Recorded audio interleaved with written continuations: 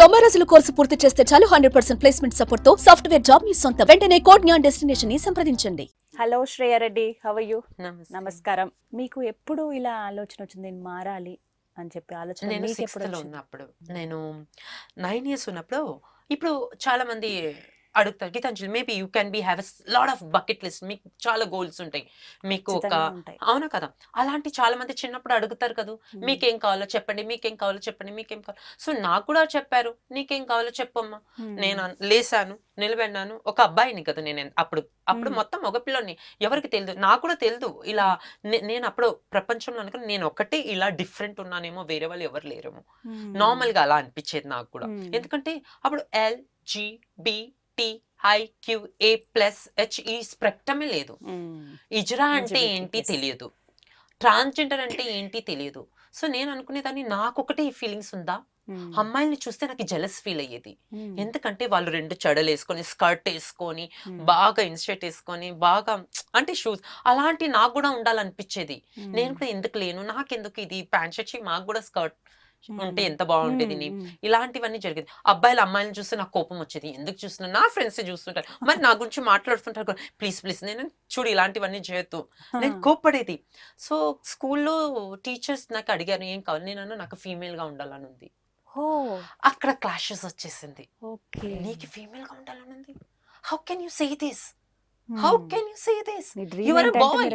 Yeah, నాకు అప్పుడు child rights గురించి తెలియదు, ఏమీ తెలియదు. అప్పుడు చైల్డ్ రైట్స్ తెలిసింటే బాగుండేది, అప్పుడే నేను క్వశ్చన్స్ అడిగేదాన్ని. అప్పుడు మీ టీచర్ రిప్లై ఏంటి? He was very shocked at that time.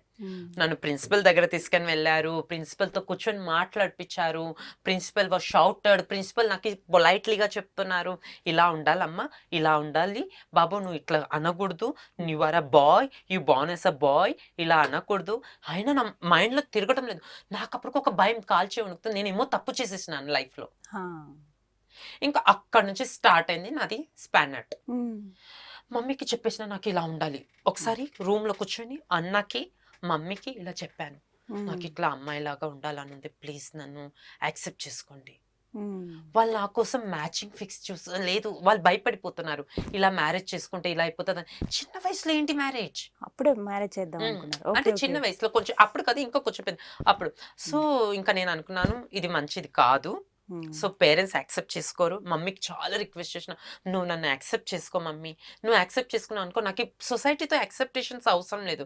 Society ఎందుకంటే సొసైటీ మొదలు నుంచే బుల్లింగ్ చేస్తున్నాడు, ఒక్క ఫ్రెండ్స్ కూడా లేరు నాకు, ఒక్కరు నాతో కూర్చొని మంచిగా మాట్లాడే వాళ్ళు లేరు, కౌన్సిలర్ లేదు నాకు చెప్పేవాళ్ళు, ఇలా ఉండాలి అలా ఉండాలి. ఫ్రెండ్స్తో ఫ్రెండ్షిప్ చేసుకుందామంటే ఫ్రెండ్స్ వచ్చి సెక్షువల్ గురించి అడుగుతున్నారు.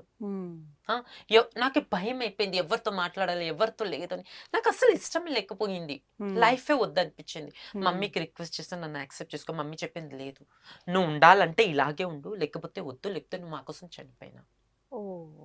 ఇంకా నేను అనుకున్నాను దట్స్ ఫైన్, ఇంకా ఏం లేదు, నా జీవితం ఏం రాసి ఉంటో చూసుకుందామని ఇల్లు ఇచ్చిపెట్టాను, అన్ని వదిలేసినాను, ఇంకా హిజ్రా కమ్యూనిటీలో జాయిన్ అయ్యాను. ఆ అడ్రస్ మీకు ఎలా తెలిసింది? మీకు సీరియస్లీ చెప్తాను, ఇజ్రా కమ్యూనిటీస్ గురించి మనము దారిలో కూడా వెళ్తుంటే మనకు తెలిసిపోతే కమ్యూనిటీ ఉంటారు.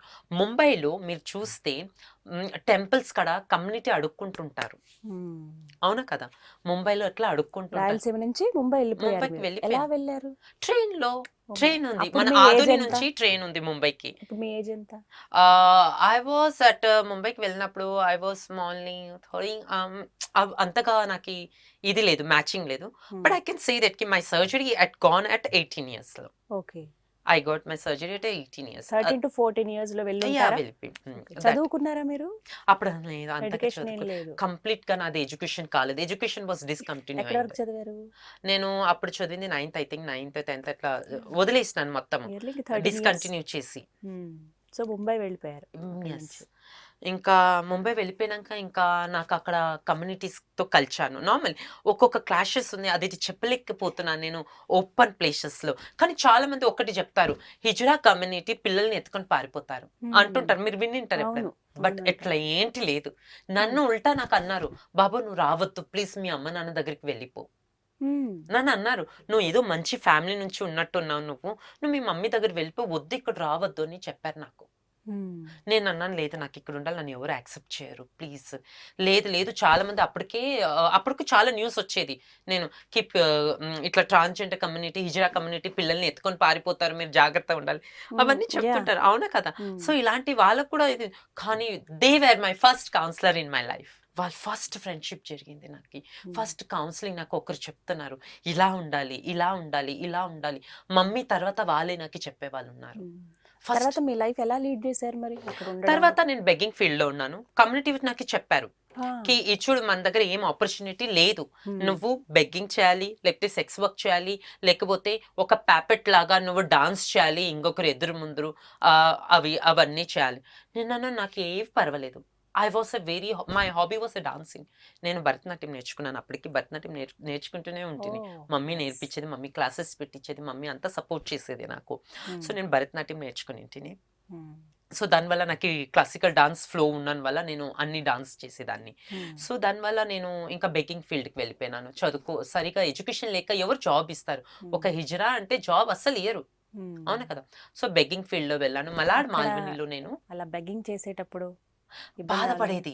ఎందుకంటే ఇంట్లో ఉన్నప్పుడు హాయిగా ఒక బెడ్ మీద కూర్చొని అంత బాగా టీవీ చూసుకుంటా, రిమోట్ ఒత్తుకుంటా, మమ్మీని ఆర్డర్ ఇచ్చుకుంటా, అన్నకి ఆర్డర్ ఇచ్చుకుంటా, నాకు అది కావాలా ఇది కావాలా. You can't imagine. మమ్మీ లేనప్పుడు అన్న నాకు ఫీడ్ చేస్తాడు. అన్నం వంట, మమ్మీ బిజీ ఉండేది బిజినెస్ దాంట్లో, అన్నం వంట చేసి నాకు ఇచ్చేవాడు. తిను, టైం అయిపోయింది, లెయ్యి కూర్చో అలా. మా చిన్నమ్మ ఉండేది, మా మమ్మీ వాళ్ళ సిస్టర్, ఆమె నాకు ఇట్లా గోరుముద్దలు చేసి తినిపించేది. ఆమె అంటే ఇట్లా ఇట్లా తిరిగేది ఇల్లంతా. సో ఇంట్లో చక్కగా కావాల్సిన దగ్గరకు వచ్చేది, అందరూ ఫీడ్ చేసేవాళ్ళు. అలాంటి మీరు ముంబైలో బెగ్గింగ్ చేయాల్సిన పరిస్థితి వచ్చింది. సో మరి అప్పుడు ఏమైనా డెసిషన్స్ తీసుకున్నారా?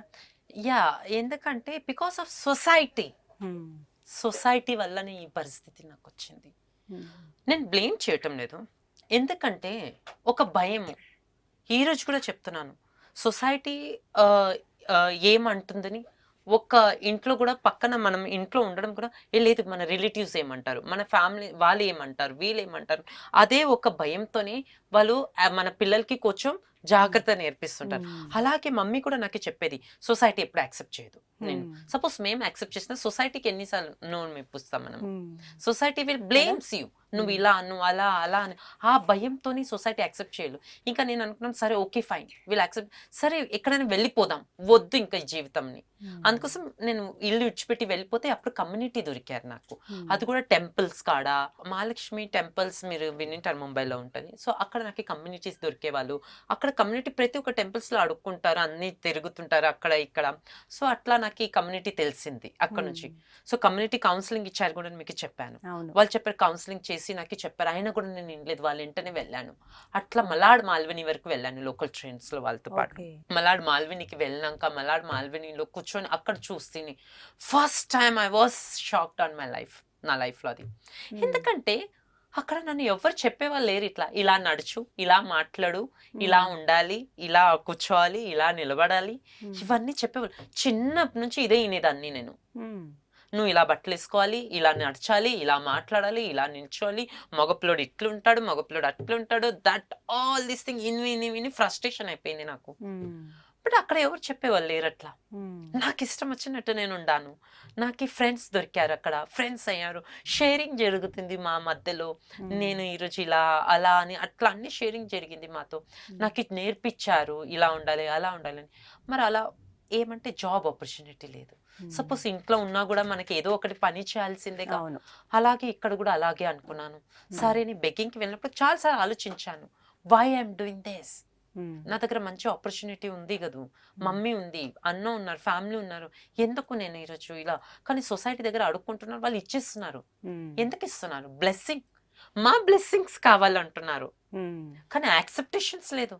రోడ్ మీద సిగ్నల్ మీద నిలబడి బెగ్గింగ్ చేసుకుంటా అడుక్కుంటున్నాను, 10 రూపీస్ 5 రూపీస్ అలా ఇస్తున్నారు, బ్లెస్సింగ్స్ తీసుకుంటున్నారు మా దగ్గర నుంచి, బట్ యాక్సెప్టేషన్స్ ఎందుకు లేదు? అప్పుడు బెగ్గింగ్ చేస్తే ఎంత వచ్చేది మీకు రోజుకి? సిగ్నల్స్ కాడ నిలబడితే మీరు షాప్ అడిగితే ఏం లేదన్నా 1000-2000 వచ్చేది. షాప్స్ అడిగితే సిగ్నల్స్ కాడ నిలబడితే అక్కడ కూడా 1000-2000 1500 అలా వచ్చేది. ఎవరు ఎర్న్ చేసుకున్నది వాళ్ళకైనా? లేదు, అక్కడ ఇప్పుడు ఇప్పుడు నార్మల్లీ మనం ఇంట్లో ఉంటాం అనుకోండి, మనం ఫ్యామిలీకి ఇవ్వాల్సిందే కదండి. మనం ఒక ప్లేస్ లో ఎందుకంటే వాళ్ళది రెంట్, ఫుడ్ అవన్నీ ఉంటుంది కదా. ఇప్పుడు మనం ఇంట్లో ఉంటాం, ఇంట్లో ఇప్పుడు జాబ్ చేసినా కూడా మనం ఫ్యామిలీకి ఇవ్వాల్సిందే. చాలా మంది ఇస్తారు, మా ఫ్యామిలీకి కావాలి అది ఇది. అలాగే అక్కడ కూడా ఒక ఫ్యామిలీ సిస్టమ్ క్రియేట్ అయిపోయింది. ఓకే. అక్కడ కూడా గురువు అంట, మమ్మీ అంట, సిస్టర్ అంట, ఇలాంటి ఫ్యామిలీ క్రియేట్ అయిపోయింది. సో వాళ్ళకి మనం ఇవ్వచ్చు కదా, ఇచ్చేకేం తప్పలేదు అక్కడ, అవునా కదా.